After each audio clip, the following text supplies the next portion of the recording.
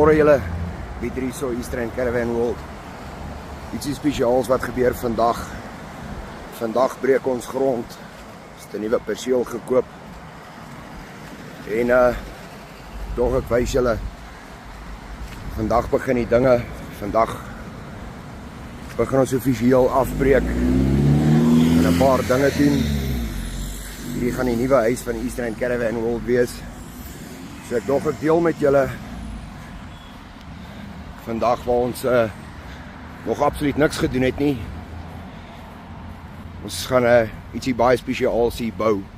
So is baie opgewonde en baie geseënd om die geleentheid te kry om ons eie plekkie te kon koop. En ja, nou 'n droom te bou wat al vir jare in die pipeline is. Ek stap net so vinnig deur en wys vir julle alles wat julle hier sien word afgebreek en hier word 'n splinter nuwe gebou opgesit.